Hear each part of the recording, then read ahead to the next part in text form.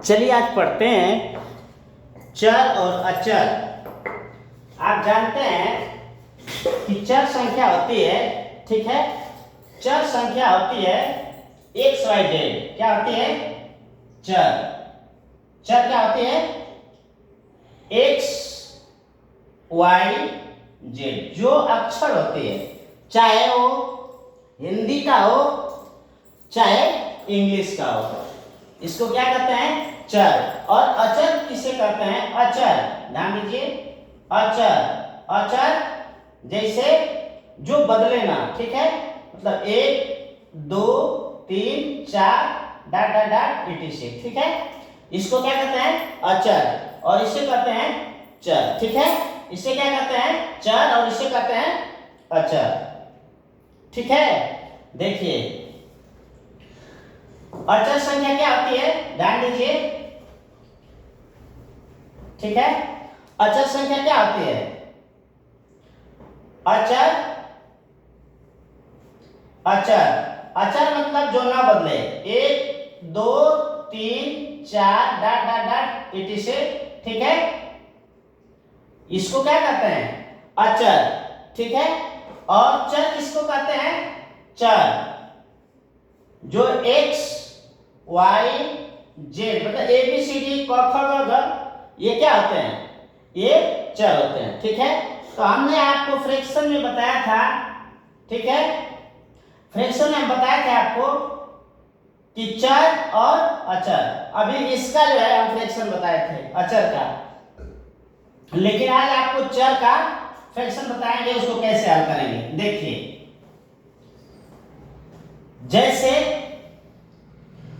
जैसे मान के चलिए 1/a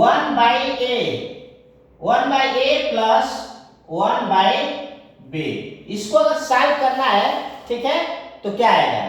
अब a और b का एलसीएम निकालेंगे उसी तरह से जैसे एलसीएम निकालते हैं।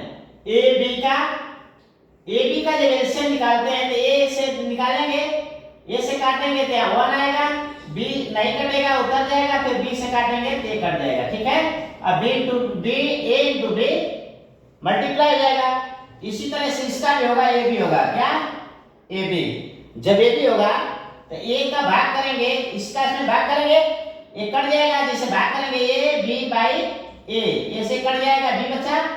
b का 1 में मल्टीप्लाई करेंगे तो यहाँ क्या हो जाएगा? b। और यहाँ प्लस क्या हो जाएगा? b से b कट जाएगा, a बचेगा तो यहाँ a मतलब b प्लस a, या इसको ऐसे लिख सकते हैं कि a प्लस b बटे क्या? ए बी, ठीक है। अब देखिए ऐसे तो हो गया, ठीक है।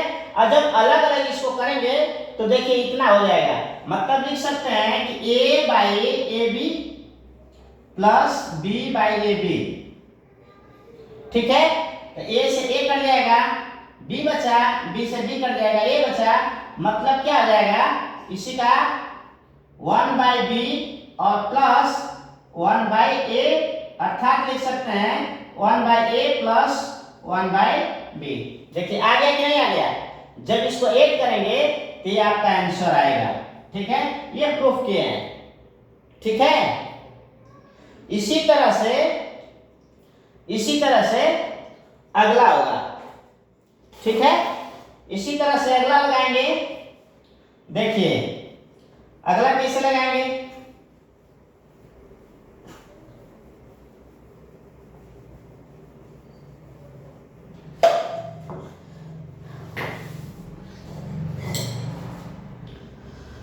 चलिए देखिए, अगर एक और देखते हैं, अगर a by b plus b by c plus c by d, चलिए इसको सॉल्व करते हैं, ठीक है। तो इसका भी उसी तरह एलसीएम निकालेंगे जैसे आपने एलसीएम सिखाया था। तो इसका क्या निकला है? यानी बी सी डी, ठीक है। यानी इसका एलसीएम आएगा बी सी डी। बी से बी कट जाएगा, बचेगा क्या? C D. सी डी में ए से जब मल्टीप्लाई करेंगे, ठीक है, तो किसी भी चीज में जब मल्टीप्लाई करते हैं तो ए इंटू सी डी बराबर ए सी डी, ठीक है, ठीक है। तो फिर क्या होगा? इसी तरह से जब बी से डी भाग करेंगे तो ये सी डी बचा, सी का ए में गुणा करेंगे सी डी में, तो क्या आएगा ए सी डी प्लस, अब सी से सी कट जाएगा, ये क्या बचा बी डी, और जब बी डी बचा था जब गुणा करेंगे बी से तो क्या आ जाएगा बी इंटू बी डी, तो बी का बी स्क्वायर हो जाएगा यानी बी स्क्वायर डी, यहाँ क्या लिखेंगे बी स्क्वायर डी और प्लस डी से डी कट जाएगा, ठीक है, तो यहाँ क्या आ जाएगा सी का गुणा सी होगा, सी स्क्वायर हो जाएगा यानी बी सी स्क्वायर, ठीक है, ठीक है, तो ये आपका क्या आएगा। अब इसमें देखिए कोई ऐसा चीज नहीं है कि जो सब में मिलता है, ठीक है, या ये बी मिल रहा है, बी मिल रहा है, ठीक है, और इसमें क्या इसमें भी कुछ नहीं मिल रहा है, इसमें भी नहीं मिल रहा है, ठीक है, या 1 2 3 है, ठीक है, तो जस्ट कट्टस होगा, मतलब ये आपका आंसर होगा। आया समझ में कि नहीं आया, ठीक है, तो इस तरह से आप सवाल को लगाएंगे, ठीक है।